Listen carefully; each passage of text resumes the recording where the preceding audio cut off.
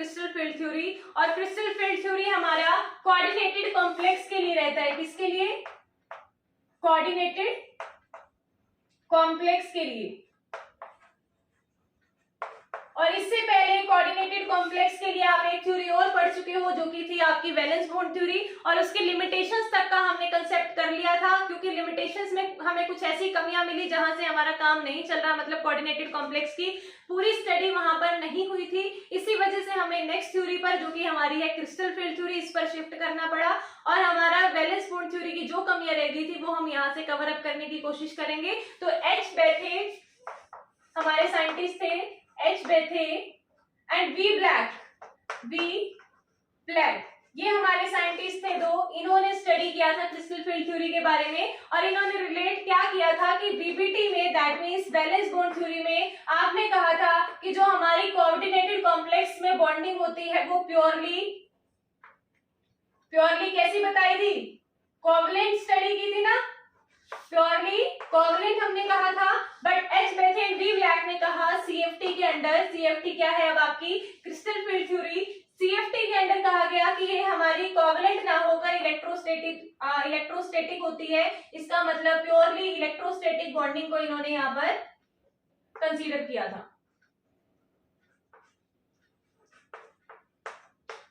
तो अब हमें वन बाय वन इस थ्योरी के बारे में पूरा डिटेल में पढ़ना है, और इसके बाद हमें ये देखना है कि हम कितना ओवरकम कर पाए हैं, वीबीटी की जो कमियां रह गई थी उनको हम कितना कम कर पाए हैं, ताकि हम अपने आगे की स्टेप्स की तरफ प्रोसीड कर सकें। तो सीएफटी स्टार्ट करते हैं। तो सबसे बेसिक कंसेप्ट हमारा यही रहेगा कि जो हम वीबीटी में मान के चल रहे थे कि जो हमारी बॉन्डिंग होती है वो प्योरली कोवलेंट होती है, ऐसा नहीं है। वो सीएफटी के अंडर क्या हुआ, मतलब ऐसा नहीं है वाला कंसेप्ट भी नहीं बोल सकते, बट बीबीटी ने अपनी स्टडी इस कंसेप्ट को यूज करके की थी। बट सीएफटी जो कि हमारे H Bethe and V Vleck ने क्या कहा कि यहाँ पर बॉन्डिंग जो है वो प्योरली इलेक्ट्रोस्टैटिक होती है, और हमारी जो कोऑर्डिनेटेड कॉम्प्लेक्स होते हैं उनमें मेटल लिगेंड बॉन्डिंग होती है ना, मेटल लिगेंड बॉन्डिंग होती है। तो यहाँ पर सीएफटी में क्या कहा गया कि मेटल और लिगेंड्स दोनों पॉइंट चार्ज की तरह बिहेव करते हैं। कैसे बिहेव करते हैं? मेटल एंड लिगेंड दोनों पॉइंट चार्जेस की तरह बिहेव करते हैं।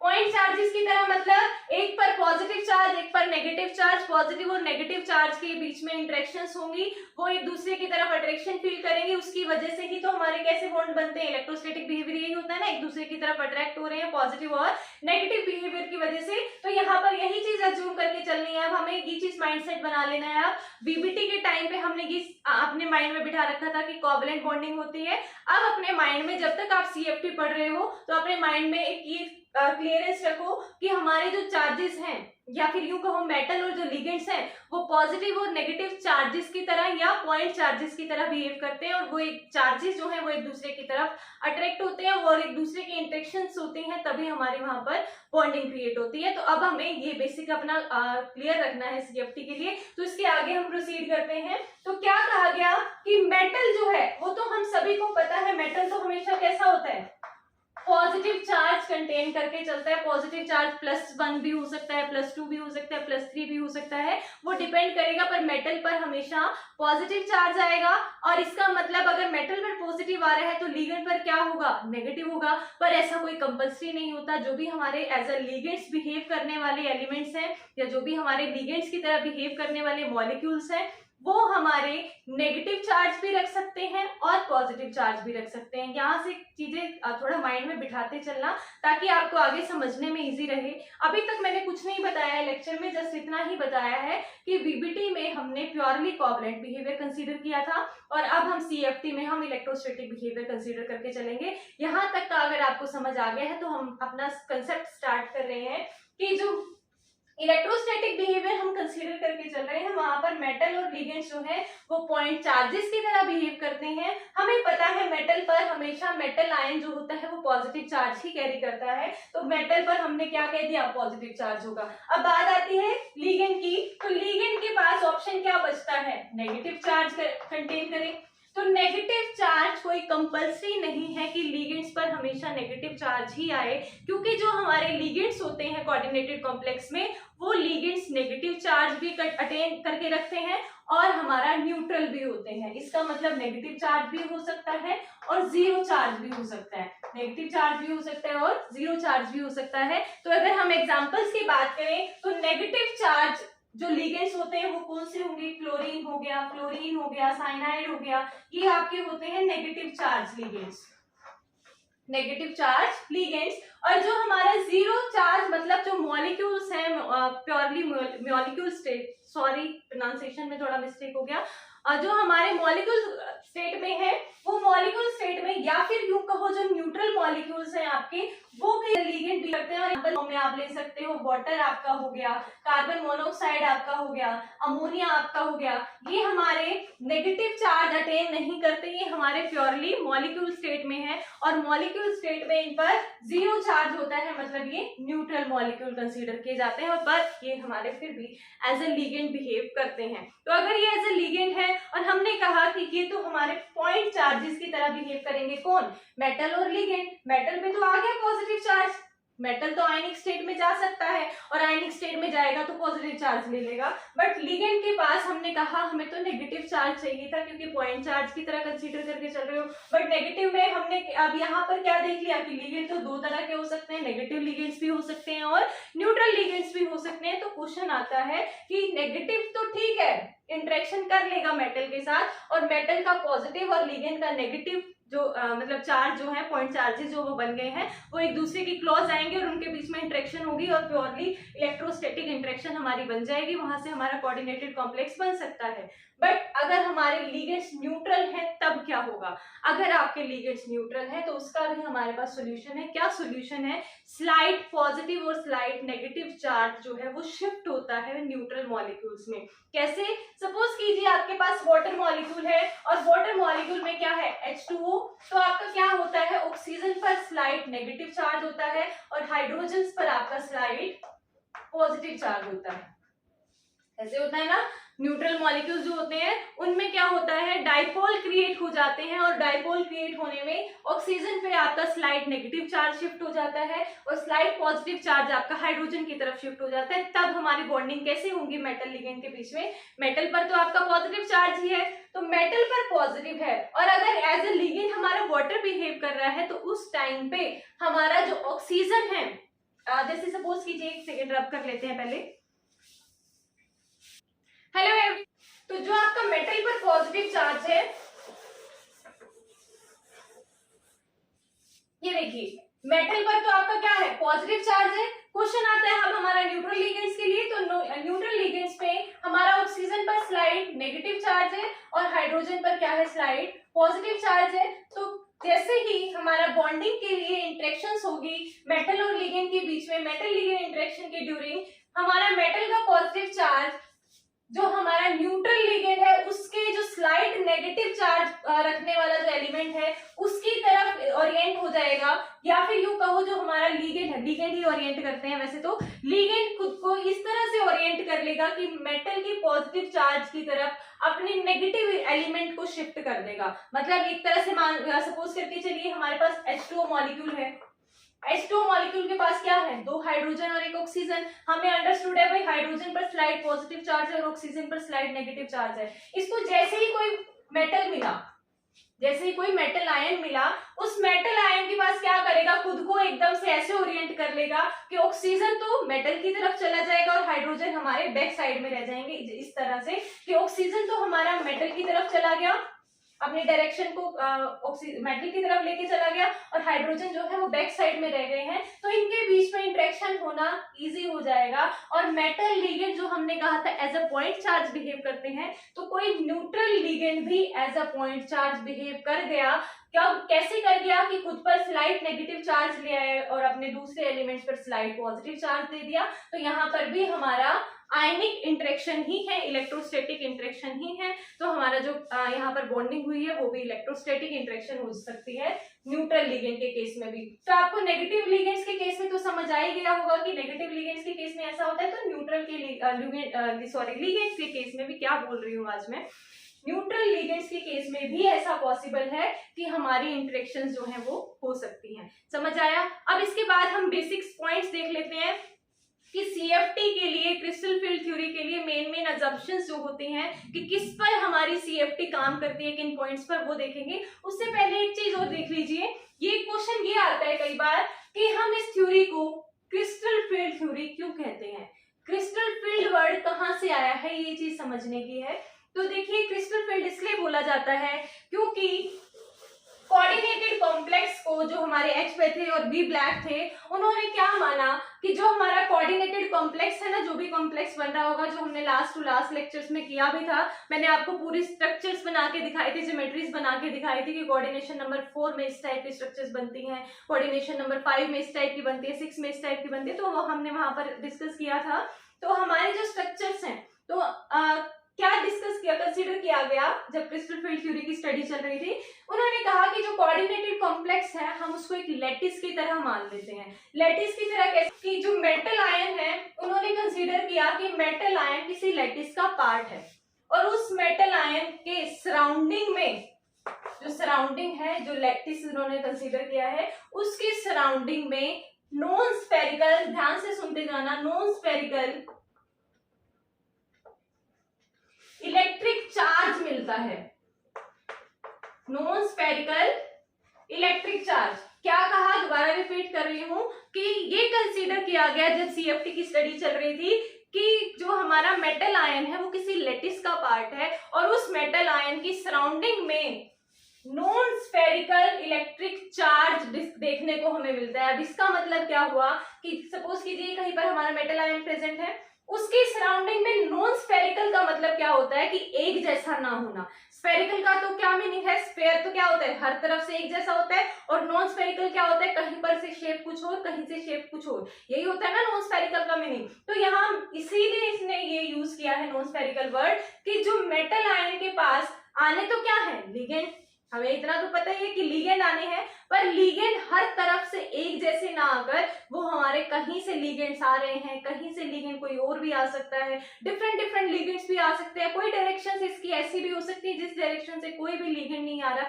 क्योंकि आपने स्ट्रक्चर्स देखी थी वो सारी सिमिलर नहीं थी सारी डायरेक्शन से। इसी वजह से इन्होंने क्या कहा, नॉन स्फेरिकल इलेक्ट्रिक चार्ज आ रहा है। इलेक्ट्रिक चार्ज किस लिए बोला, क्योंकि हमारे लिगेंड्स या तो नेगेटिव चार्ज रखते हैं, और अगर न्यूट्रल भी है तो मेटल तक आने तक वो अपना स्लाइट नेगेटिव चार्ज अपना एक डायरेक्शन में लेके आते हैं। समझ आया ना, कि जैसे कुछ तो लिगेंड्स जो है ऑलरेडी नेगेटिव चार्ज हैं, तो वो इलेक्ट्रिक चार्ज को कंटेन करके आते हैं, नेगेटिव चार्ज है ना, और कुछ जो न्यूट्रल है वो भी हमारा मेटल के पास आते आते अपना नेगेटिव चार्ज मेटल की तरफ ओरिएंट कर लेते हैं, और मेटल की तरफ ओरिएंट करते हैं तो उसको इलेक्ट्रिक चार्ज फील होता है मेटल को। तो इसी वजह से कहा गया है कि non spherical electric charge feel होता है मेटल आयन को इस लैटिस के अंदर, और इसी वजह से यहाँ पर इसको ये बोला गया है कि उस क्रिस्टल के अंदर, जो भी लैटिस या जो क्रिस्टल लिया है उसके अंदर एक क्रिस्टल फील्ड फील होती है। इलेक्ट्रिक फील्ड की वजह से, इलेक्ट्रिक चार्ज की वजह से एक फील्ड फील होती है मेटल को, इसी वजह से उसको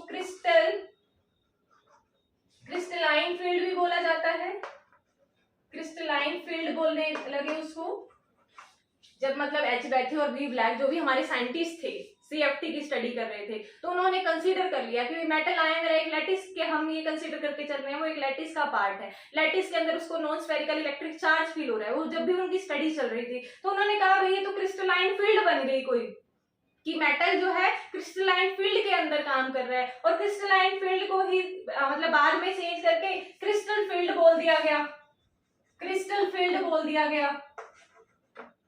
और उनको ये जब ये वर्ड मिले उसी के बेसिस पर इन्होंने इस थ्योरी का नाम रख दिया कि हम इस थ्योरी को ही क्रिस्टल फील्ड थ्योरी का नाम दे देते हैं, क्योंकि उनको अपने हर काम को, सभी साइंटिस्ट को अपने हर काम को एक अलग से नाम देना होता है, तो वो नाम अपने काम के हिसाब से तो देंगे ना, जो भी काम उन्होंने किया उसमें जो भी उनको एक चीज इंपॉर्टेंट लगी उसी के बेसिस पे अपना नाम देते हैं। तो इस थ्योरी का नाम क्रिस्टल फील्ड थ्योरी इसलिए मतलब मिला है क्योंकि जब वो अपनी स्टडी कर रहे थे साइंटिस्ट, तो उस टाइम पे उन्होंने ये चीज ऑब्जर्व की कि हमारा मेटल आयन एक लैटिस का पार्ट है जिसके चारों तरफ से उनको नॉन स्फेरिकल फील्ड आती हुई दिख रही है और एक क्रिस्टल फील्ड बनती हुई दिख रही है, तो इसी वजह से इन्होंने इसका नाम रख दिया क्रिस्टल फील्ड या क्रिस्टलाइन फील्ड भी बोल सकते हो। तो या इसी से हमारा नाम पड़ गया इस थ्योरी का क्रिस्टल फील्ड थ्योरी। तो अब मेन अजम्पशंस कर हैं। तो अजम्पशंस में आपकी फर्स्ट जो अजम्पशन रहेगी वो यही रहती है कि मेटल जो है या मेटल आयन जो है किसी भी कोऑर्डिनेटेड कॉम्प्लेक्स में सराउंडेड होती है लिगेंड से जो कि हमारे नेगेटिव चार्ज होते हैं। तो फर्स्ट पॉइंट मैंने क्या कहा, सीएफटी का फर्स्ट पॉइंट क्या रहता है, मेन अजम्पशंस है यहाँ पर, अजम्पशंस ऑफ सीएफटी की, जिसकी बेसिस पे हमारी सीएफटी मिली है, जिस बेसिस पर हमारी सीएफटी काम करती है, वो पॉइंट्स मैं आपको बताने वाली हूं। तो फर्स्ट पॉइंट आपका क्या रहता है कि मेटल कहो या मेटल आयन कहो, मेटल या मेटल आयन को सराउंडिंग में लिगेंड्स मिलते हैं जो कि नेगेटिव चार्ज, या तो नेगेटिव चार्ज होते हैं या फिर वो हमारे न्यूट्रल मॉलिक्यूल्स होते हैं, न्यूट्रल मॉलिक्यूल्स होते हैं। ठीक है, फर्स्ट पॉइंट तो आपका यही रहेगा। नेक्स्ट पॉइंट आपका क्या रहता है, जो अभी मैंने हालांकि अभी थोड़ी देर पहले इसी लेक्चर में डिस्कस किया है, क्या कि उन्होंने कहा कि मेटल के सराउंडिंग में आने वाले लिगेंड्स या तो नेगेटिव चार्ज होते हैं या न्यूट्रल मॉलिक्यूल्स होते हैं। अगर न्यूट्रल मॉलिक्यूल्स होंगे तब वो क्या किस तरह से बिहेव करेंगे, जो कि मैं आपको पूरा एक्सप्लेन कर चुकी हूँ, अब मैं दोबारा रिपीट नहीं करूंगी। इसी लेक्चर में जो हमने सीएफटी का मैंने कि सीएफटी क्यों बोला गया, उससे पहले मैंने जो कंसेप्ट आपको डिस्क्राइब किया है ना यहाँ पर, कि हमारा न्यूट्रल मॉलिक्यूल, मैंने एग्जांपल लिया था H2O का, मैं एक एग्जांपल लेके और आपको बता देती हूँ। सपोज कीजिए आपके पास NH3 है, नाइट्रोजन पर आपका ये NH3 जो है, अमोनिया जो है आपका, वो भी एक न्यूट्रल लिगेंड है। न्यूट्रल लिगेंड होने के बावजूद ये हमारा एज ए लिगेंड बिहेव कैसे कर सकता है, क्योंकि नाइट्रोजन पर स्लाइड नेगेटिव चार्ज आ जाता है और जो हमारे हाइड्रोजन्स हैं इन पर स्लाइड पॉजिटिव चार्ज आ जाता है। और जब ये लिगेंड मेटल आयन के कांटेक्ट में जाता है, तो मेटल आयन के कांटेक्ट में जाने पर ये अमोनिया खुद को इस तरह से ओरिएंट कर देता है कि नेगेटिव चार्ज N जो है वो मेटल की तरफ शिफ्ट हो जाएगा और हाइड्रोजन बैकवर्ड डायरेक्शन में रह जाएंगे। तो मेटल आयन को अपनी सराउंडिंग में, अपनी चारों तरफ जो है वो नेगेटिव चार्ज ही मिलता है। तो जैसे ही नाइट्रोजन इधर शिफ्ट करेगा, मतलब ओरिएंट करेगा खुद को, हाइड्रोजन उस डायरेक्शन में चले जाएंगे, या मतलब ऑपोजिट डायरेक्शन में, किसी भी डायरेक्शन में जा सकते हैं। लिगेंड जरूरी नहीं है इस डायरेक्शन से ही आ रहा है, अब आप आगे देखोगे कभी इस एंगल से आ रहा है, कभी इस एंगल से आ रहा है, कभी इस एंगल से आ रहा है। तो जिस भी एंगल से आ रहा होगा लिगेंड, उसी के बेसिस पर खुद को ओरिएंट इस तरह से करेगा कि वो अपने नेगेटिव जो चार्ज एलिमेंट है उसको तो ओरिएंट कर देगा मेटल की तरफ और बाकी एलिमेंट्स को उसकी बैकवर्ड डायरेक्शंस में रखेगा। समझ आया? तो यहां तक हमारा सेकंड पॉइंट यही रहेगा कि जो मेटल है या मेटल आयन है वो लिगेंड्स के साथ इंटरेक्ट करते हैं, वो पॉजिटिव चार्ज न्यूट्रल लिगेंड्स भी हो सकते हैं और नेगेटिव लिगेंड्स भी हो सकते हैं। तो नेगेटिव लिगेंड्स तो ठीक है भाई, मेटल के साथ हमारा इंटरेक्ट कर लेगा, बट मेटल आयन के साथ, बट जो न्यूट्रल लिगेंड्स हैं वो किस तरह से ओरिएंट करेंगे वो भी हमने एक्सप्लेन कर दिया है। तो उसके बाद नेक्स्ट पॉइंट आपका क्या रहेगा, थर्ड पॉइंट, जो मेटल है, अभी ये चीज भी हम ऑलरेडी डिस्कस कर चुके हैं वैसे तो, कि जो मेटल है आपका और जो लिगेंड है इनके बीच में जो इंटरेक्शन होती है वो हमारी प्योरली इलेक्ट्रोस्टैटिक होती है, जो कि मैंने आपको लेक्चर स्टार्ट होते ही सबसे पहली बात यही बताई थी कि मेटल और लिगेंड के बीच में इंटरेक्शन होती है वो प्योरली इलेक्ट्रोस्टैटिक होती है। और इलेक्ट्रोस्टैटिक होने की वजह से जो हमारे बॉन्डिंग है इनके बीच में, मेटल और लिगेंड्स के बीच में 100% आयनिक कंसीडर की जाती है, 100% आयनिक बॉन्डिंग कंसीडर की जाती है। किसमें? सीएफटी के अंदर जो है हमारे बॉन्ड्स जो बनते हैं मेटल लिगेंड्स के बीच में वो 100% आयनिक बॉन्ड्स बनते हैं। तो ये आपका रहेगा थर्ड पॉइंट। अब फोर्थ पॉइंट की अगर आप बात करोगे तो यहाँ मैं आपको फोर्थ पॉइंट बता रही हूँ। फोर्थ पॉइंट आपका क्या रहेगा कि जो मेटल्स और लिगेंड्स क्या करते हैं, मेटल्स पे होता है आपका स्लाइड पॉजिटिव चार्ज, या मेटल पे हमारा होता है पॉजिटिव चार्ज मेटल आयन पे, और negative charge ligands, negative charge ligand या आपके न्यूट्रल मॉलिक्यूल्स भी हैं वो भी एक हमारा स्लाइड नेगेटिव चार्ज लेकर ही आते हैं। तो अगर चाहे वो न्यूट्रल मॉलिक्यूल है चाहे वो नेगेटिव चार्ज लिगेंड है, तो वो हमारा एक इलेक्ट्रिक फील्ड लेकर मेटल की तरफ आता है। ध्यान से सुनना ये पॉइंट, यहीं से हमारी पूरी CFT का बेस है, इस पॉइंट के बाद से ही। अगर ये चीजें समझ आ गई, जो एग्जाम में आने वाली चीजें हैं ना, वो अब से स्टार्ट हो रही हैं। ये तो बेसिक चीजें थी, आप याद रख सकते हो, क्रैम भी कर सकते हो ये चीजें तो, बट जो आगे हम डिस्कस करने वाले हैं, अगर वो समझ नहीं आए तो CFT पूरी समझ नहीं आएगी। तो यहाँ से आप देखिए क्या है हमारा फोर्थ पॉइंट बेसिकली। तो फोर्थ पॉइंट आपका क्या कहते हैं कि जो मेटल आयन है, मेटल आयन तो हमने अभी कहा था क्रिस्टल की तरह बिहेव करते हैं, कि कहीं पे मेटल आयन है उसके पास आने वाले लिगेंड्स ही उस तक आ रहे हैं ना, एक लिगेंड आ रहा है, 2 आ रहे हैं, 3 आ रहे हैं, 4 आ रहे हैं, वो हमने अभी स्ट्रक्चर्स भी डिस्कस की थी कि जितने भी लिगेंड्स आ रहे हैं वो एक इलेक्ट्रिक फील्ड जनरेट करते हैं मेटल की चारों तरफ। जितने भी लिगेंड्स आ रहे हैं वो हर एक लिगेंड इलेक्ट्रिक फील्ड जनरेट करता है मेटल की चारों तरफ। क्या जनरेट होती है? Electric field. और मेटल की तरफ एक इलेक्ट्रिक फील्ड चल के आ रही है, मेटल की तरफ एक इलेक्ट्रिक फील्ड आ रही है, तो इलेक्ट्रिक फील्ड आने की वजह से मेटल के जो ऑर्बिटल्स है ना, मेटल के पास जो ऑर्बिटल्स हैं, उन ऑर्बिटल्स की एनर्जी में चेंज आने लग जाता है। क्यों? क्योंकि उसके पास एक फील्ड फील हो रही है, एक इलेक्ट्रिक फील्ड फील हो रही है उसे, तो उस मतलब फील्ड की वजह से या उस एनर्जी की वजह से इसके ऑर्बिटल्स की एनर्जी में चेंज आने लग जाता है। ये उसकी ऑर्बिटल्स की एनर्जी को इन्फ्लुएंस करते हैं, अफेक्ट करते हैं, और सबसे ज्यादा डी ऑर्बिटल्स की एनर्जी को अफेक्ट करते हैं लिगेंड्स। जो भी लिगेंड्स आ रहे हैं वो सबसे ज्यादा हमारे डी ऑर्बिटल्स के लिगेंड को, सॉरी डी ऑर्बिटल्स के इलेक्ट्रॉन्स को या एनर्जीज को अफेक्ट करते हैं। यह चीज आपको समझ आ जानी चाहिए। एक सेंटेंस में दोबारा रिपीट कर रही हूँ कि जो हमारा मेटल आयन है उसकी सराउंडिंग में एक इलेक्ट्रिक फील्ड फील होती है। किस वजह से? क्योंकि उसके पास लिगेंड्स आ रहे हैं। लिगेंड्स आने की वजह से एक इलेक्ट्रिक फील्ड फील हो रही है मेटल को अपने आसपास, और उस फील्ड की वजह से मेटल के ऑर्बिटल्स पर इफेक्ट पड़ता है, ऑर्बिटल्स की एनर्जी पर इफेक्ट पड़ता है। और सबसे ज्यादा इसके कौन से ऑर्बिटल इफेक्ट होते हैं? सबसे ज्यादा फर्क किन पे पड़ता है? डी ऑर्बिटल्स पर। डी ऑर्बिटल्स की एनर्जी पर सबसे ज्यादा असर पड़ता है। आने वाले लिगेंड्स ने जो इलेक्ट्रिक फील्ड जनरेट की है मेटल के चारों तरफ, उसका असर सबसे ज्यादा डी ऑर्बिटल्स पर पड़ता है।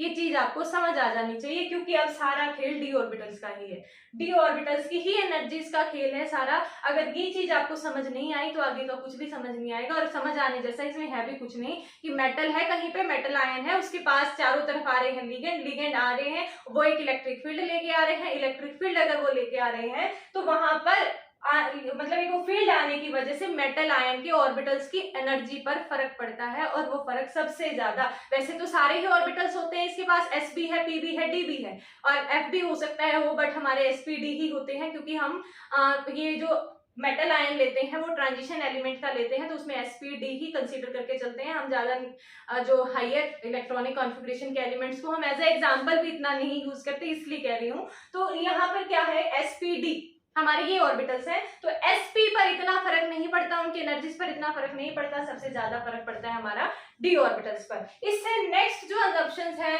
वो आपकी मोस्ट इंपॉर्टेंट है। अगर ये समझ आई है तो ही वो समझ आएगी। तो आपकी क्या रहेगी नेक्स्ट असम्पशन?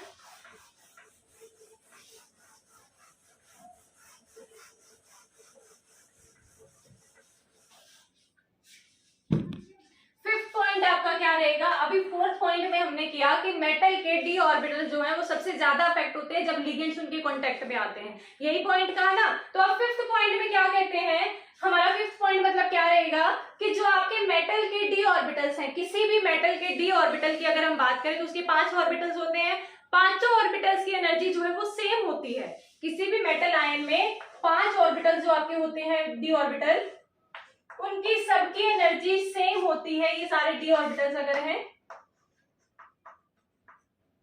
5d ऑर्बिटल्स, तो इनकी एनर्जी जो है वो सेम होती है किसी भी मेटल आयन में। अगर हमें कोई भी इलेक्ट्रॉन की बात करनी है किसी भी डी ऑर्बिटल की, तो किसी भी ऑर्बिटल की एनर्जी की बात कर लो, सभी की एनर्जी सेम है। किसी मतलब हर एक इलेक्ट्रॉन की इन ऑर्बिटल्स में मिलने वाले हर इलेक्ट्रॉन की एनर्जी यहाँ पर सेम ही होगी। बट क्या होता है कि जैसे ही ये मेटल कहो या मेटल आयन कहो, ये मेटल आयन या ये मेटल जैसे ही किसी लिगेंड के कांटेक्ट में आता है तो लिगेंड्स जो है वो लोन पेयर लेके आते हैं। पता ही है ये सभी को, स्टार्टिंग से ही हम यही चीज करते आ रहे हैं कि मेटल्स जो है वो मेटल जो है वो मेटल आयन फॉर्म में होते हैं और लिगेंड्स जो है वो लोन पेयर लेके आते हैं, या फिर वो नेगेटिव चार्ज लिगेंड होते हैं या फिर वो हमारे पॉजिटिव न्यूट्रल लिगेंड्स होते हैं, तब भी वो हमारे as a point charge behave करते हैं, जो कि हमने अभी लास्ट पॉइंट्स में देखा। तो यहाँ पर आने वाले जो भी लिगेंड्स हैं आपके, वो लिगेंड्स जब मेटल आयन की तरफ आते हैं तो मेटल आयन की तरफ आते हुए मेटल आयन के पास खुद के इलेक्ट्रॉन्स हैं, लिगेंड्स जो आ रहे हैं उनके पास अपने इलेक्ट्रॉन्स हैं। तो जैसे ही एक दूसरे के कांटेक्ट में आते हैं, एक दूसरे के क्लोज आना स्टार्ट करते हैं, तो मेटल के जो डी ऑर्बिटल्स के इलेक्ट्रॉन हैं वो और लिगेंड्स के जो इलेक्ट्रॉन्स हैं वो एक दूसरे को रिपेल करना स्टार्ट कर देते हैं। क्या करते हैं? एक दूसरे को रिपेल करना स्टार्ट करते हैं, और जैसे ही रिपल्शन हमारी बढ़ती है या रिपल्शन होना स्टार्ट होती है, तभी हमारे डी ऑर्बिटल्स की एनर्जी जो है वो इंक्रीज करना स्टार्ट कर देती है। इंक्रीज करना क्यों स्टार्ट कर देती है? क्योंकि कहीं पर भी रिपल्शन होता है, किसी तरह की डिस्टर्बेंस आती है, तो एनर्जी हमारी इंक्रीज करती है। आप सभी को पता होना चाहिए हमारी एनर्जी डिक्रीज कब करती है? जब किसी को कोई स्टेबिलिटी मिलती है। किसी भी पार्टिकल को अगर स्टेबिलिटी मिलती है तो उसकी एनर्जी डिक्रीज कर जाती है, पर अगर कहीं पर अनस्टेबिलिटी आती है या डिस्टर्बेंस आती है तब एनर्जी क्या करती है? इंक्रीज कर जाती है। तो यहाँ पर अगर लिगेंड मेटल आयन के पास आएगा तब क्या होगी? रिपल्शन होगी। रिपल्शन का मतलब क्या है? वहां पर डिस्टर्बेंस होगी, और उस डिस्टर्बेंस की वजह से हमारे डी ऑर्बिटल्स की एनर्जी जो है वो इंक्रीज कर जाती है। आप क्वेश्चन करोगे मैम ऐसा ही क्यों कि डी ऑर्बिटल की एनर्जी इंक्रीज कर दी, एस और पी की एनर्जी इंक्रीज क्यों नहीं की? अभी लास्ट पोस्टुलेट में हमने कहा है, सीएफटी के ही लास्ट पोस्टुलेट में, मतलब फोर्थ पोस्टुलेट में, कि मेटल के क्लोज जब लिगेंड्स आते हैं और वो अपनी इलेक्ट्रिक फील्ड बनाते हैं तो सबसे ज्यादा असर उसके डी ऑर्बिटल्स पर पड़ता है। इसी वजह से हम यहाँ पर डी ऑर्बिटल कंसीडर करके चल रहे हैं। तो अपने माइंड में ये क्वेश्चन मत रखना कि एस की एनर्जी इंक्रीज क्यों नहीं की, पी की एनर्जी इंक्रीज क्यों नहीं की। हम यहाँ पर डी की बात इसीलिए कर रहे हैं क्योंकि लिगेंड का सबसे ज्यादा असर डी ऑर्बिटल्स पर ही पड़ता है। तो अगर हमारे मेटल के कॉन्टेक्ट में कौन आएगा? लिगेंड आएगा। तो लिगेंड के आने से हमारे जो डी ऑर्बिटल्स है मेटल आयन की, वो एनर्जी को इंक्रीज करा देते हैं, और एनर्जी इंक्रीज करके सपोज हमारा यहाँ पर चला गया, यहाँ पर हमारे डी ऑर्बिटल की एनर्जी चली गई है। डी ऑर्बिटल की एनर्जी अगर इंक्रीज है तो इसका मतलब वो अनस्टेबिलिटी की तरफ चली गई है। तो अनस्टेबिलिटी की तरफ जा रही है तो क्या पांचों ऑर्बिटल की एनर्जी सेम मतलब लेवल पर इंक्रीज करेगी?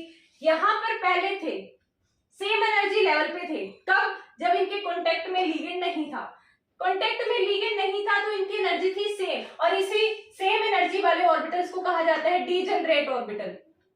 कैसे ऑर्बिटल? Degenerate orbitals. इसका मतलब जब तक मेटल आयन हमारा लिगेंड के कॉन्टेक्ट में नहीं था तब तक तो मेरा डी ऑर्बिटल कैसे थे?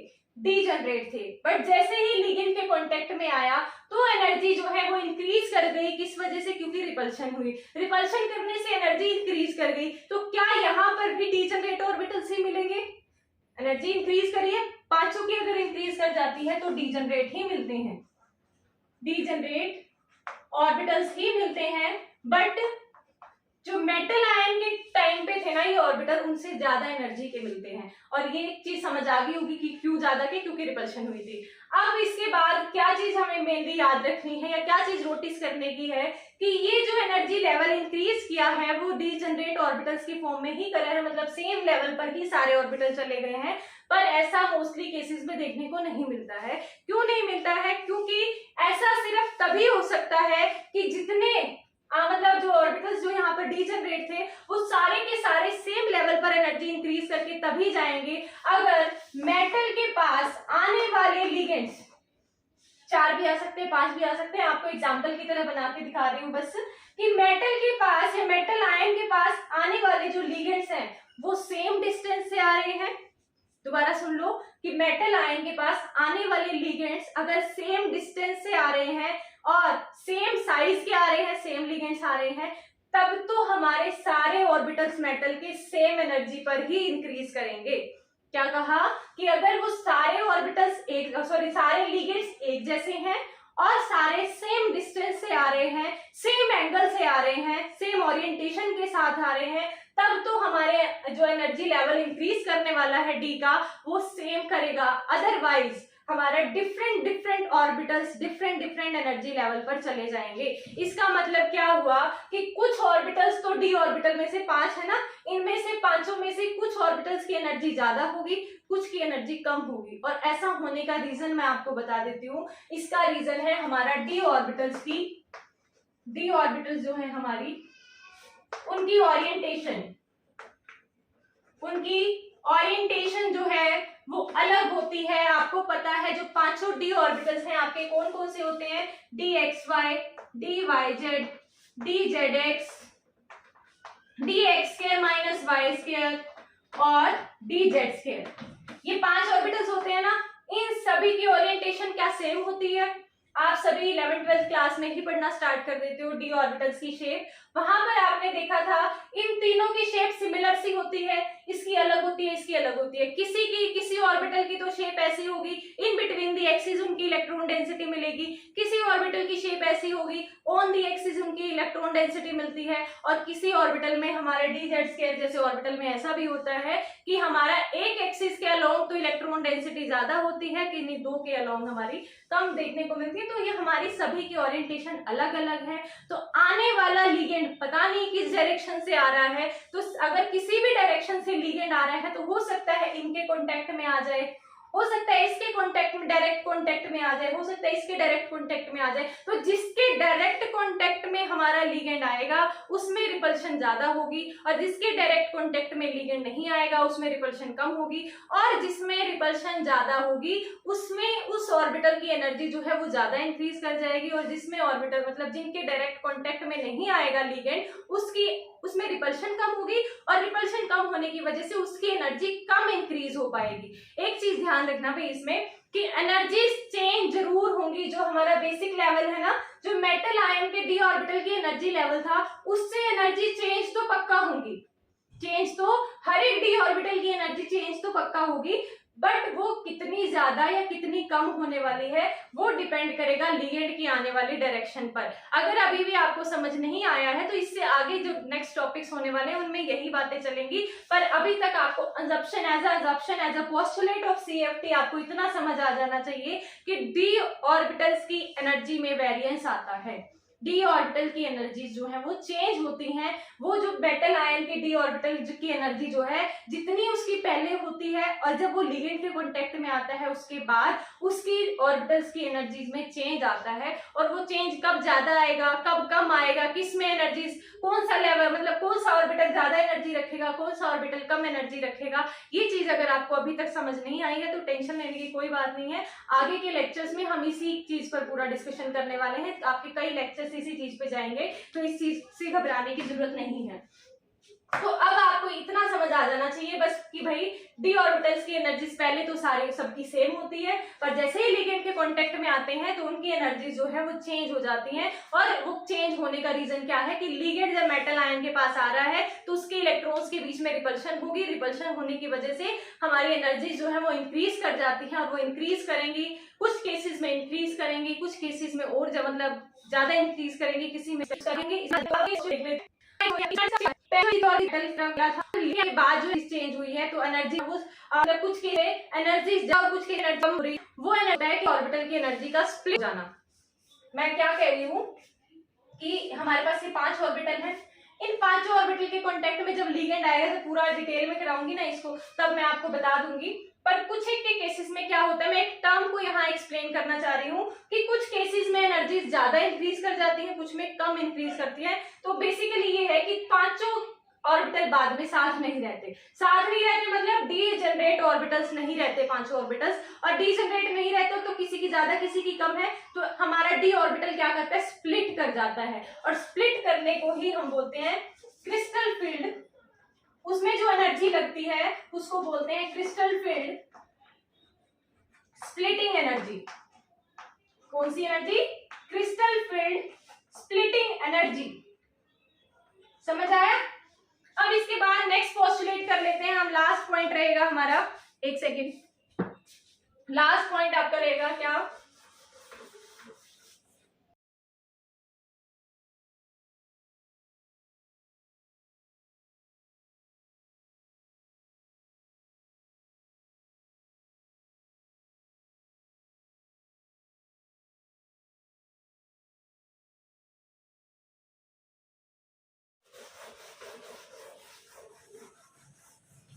ओहो, फिर गिर गया, हो गया।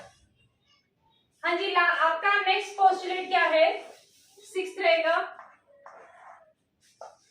कि किसी भी मेटल को भी छोड़ो, आपके पास जितने भी कॉम्प्लेक्स बनते हैं, मेटल के पास लिगेंड आते हैं, मेटल के पास लिगेंड आते हैं, यही चीज हम पढ़ रहे हैं ना।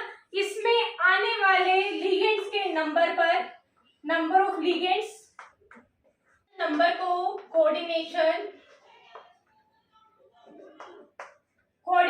नंबर और ज्योमेट्री, इसका मतलब क्या कि मेटल लिगेंड के बीच में जो इंटरेक्शन होती है वो हमारा कंप्लीटली डिपेंड करता है कि नंबर ऑफ लिगेंड्स और ज्योमेट्री कैसी रहेगी, उसके बेसिस पर हमारी डी ऑर्बिटल की स्प्लिटिंग होती है। मींस क्या हुआ कि जो डी ऑर्बिटल की स्प्लिटिंग हमने कहा था ना कि डी ऑर्बिटल्स जो है वो 5 ऑर्बिटल्स हैं, वो 5 ऑर्बिटल्स जो है हमारे स्प्लिट करके हायर एनर्जी लेवल पर चले जाते हैं। वो किस वजह से जा रहे थे? क्योंकि हमारे यहाँ पर रिपल्शन होती है, मेटल और लिगेंड्स जब कांटेक्ट में आते हैं तो मेटल लिगेंड्स के कांटेक्ट में आने से रिपल्शन होती है, रिपल्शन होने की वजह से एनर्जी जो है वो इंक्रीज कर जाती है। अब वो एनर्जी इंक्रीज, कितना एनर्जी इंक्रीज करेगी, कितना एनर्जी में स्प्लिटिंग होगी, स्प्लिटिंग इन द सेंस कि अभी तो हमने ये क्या कहा, डीजेनरेट ही बना दिए ना, ये तो डीजेनरेट ऑर्बिटल ही बनाए हैं हायर एनर्जी लेवल पर, ये भी हमने डीजेनरेट ऑर्बिटल की फॉर्म में दिखाया। पर ये तो कब होता है? जब हमारे सारे जो लिगेंड्स है वो एक ही डायरेक्शन से एक ही सिंपल इक्वल डिस्टेंस से आ रहे हो,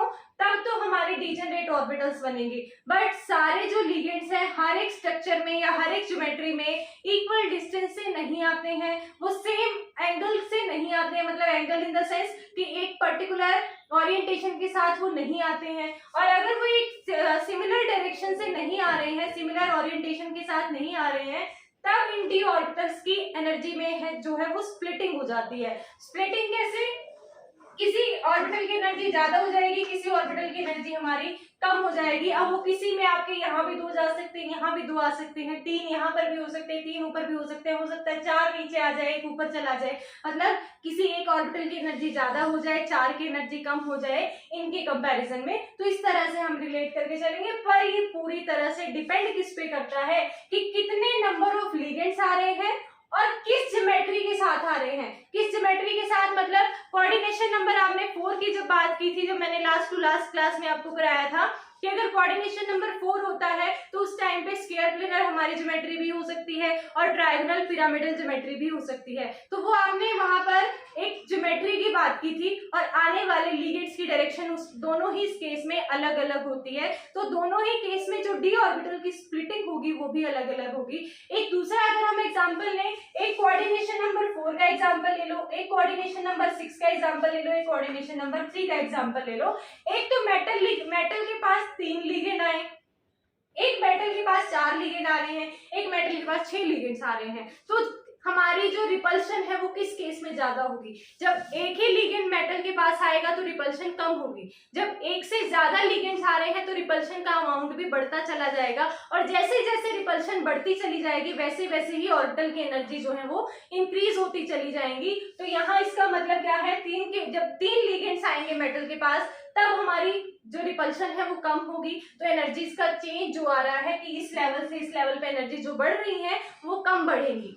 और अगर 4 लिगेंड्स होंगे तो उससे ज्यादा बढ़ जाएगी, और जब 6 लिगेंड्स आ जाएंगे तो एनर्जीज में ऑर्बिटल्स में रिपल्शन बहुत ज्यादा हो जाएगी। ऑर्बिटल में नहीं, मेटल और लिगेंड्स में रिपल्शन ज्यादा हो जाएंगी, जिसकी वजह से डी ऑर्बिटल ज्यादा डिस्टर्ब होगा। तो ये हमारा पूरी तरह से डिपेंड करता है ज्योमेट्री पर भी और नंबर ऑफ लिगेंड्स पर भी कि डिफरेंट ज्योमेट्री से आ रहे हैं तो एंगल्स चेंज हो जाते हैं।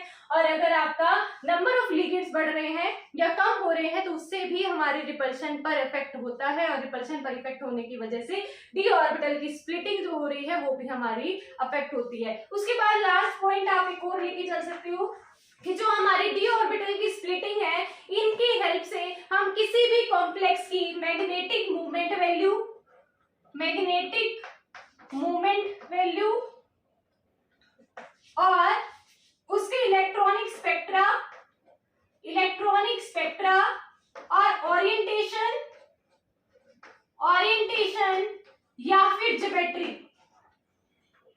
या फिर ज्योमेट्री एक्सप्लेन कर सकते हैं। क्या पॉइंट है देखिए, दोबारा से सुनिए, समझ नहीं आया होगा अभी तक मेरे को पता है, पर ये क्या पॉइंट बताया मैंने आपको लास्ट, कि जो हमारे डी ऑर्बिटल की स्प्लिटिंग है, जो डी ऑर्बिटल्स की स्प्लिटिंग हो रही है मेटल के डी ऑर्बिटल्स की, इसकी अगर हमें इंफॉर्मेशन हो जाए कि कितनी स्प्लिटिंग होने वाली है, क्या एनर्जी चेंजेस आ रहे हैं, तो उसकी हेल्प से हम magnetic movement of that complex, that coordinated complex, उसकी मैग्नेटिक मूवमेंट वैल्यूज भी कैलकुलेट कर सकते हैं, उसका इलेक्ट्रॉनिक स्पेक्ट्रा भी हम ऑब्जर्व कर सकते हैं, और साथ ही साथ हम उसके आने वाले लिगेंड्स की ओरिएंटेशन या फिर ज्योमेट्री बिल्कुल इजीली बता सकते हैं। ओरिएंटेशन या ज्योमेट्री का मतलब क्या, आपने देखो जब मैंने आपको कराया था लास्ट क्लास में कि जो हमारा कोऑर्डिनेशन नंबर 6 होता है ना, उसकी दो हाइब्रिडाइजेशन के अंडर वो हम अपनी ज्योमेट्री बनाता है, किस किस के अंडर, D2sp3 और sp3d2। और वैलेंस बॉन्ड थ्योरी के टाइम पे हमने ये कहा था कि वैलेंस बॉन्ड थ्योरी बता ही नहीं पाती है कि कब जो है स्ट्रक्चर D2sp3 के अंडर बनेगी और कब हमारा sp3d2 के अंडर बनेगी। इसका मतलब क्या हुआ कि ये बता ही नहीं पाती थी बीबीटी कि कब इनर डी ऑर्बिटल यूज होंगे और कब आपके आउटर डी ऑर्बिटल यूज होंगे। वो प्रॉब्लम हमारी यहाँ पर सॉल्व होगी। कोऑर्डिनेशन नंबर 4 में भी आपने ऐसा ही देखा था। कोऑर्डिनेशन नंबर 4 में भी हमारी दो पॉसिबिलिटीज बनती थी, DsP2 sp3।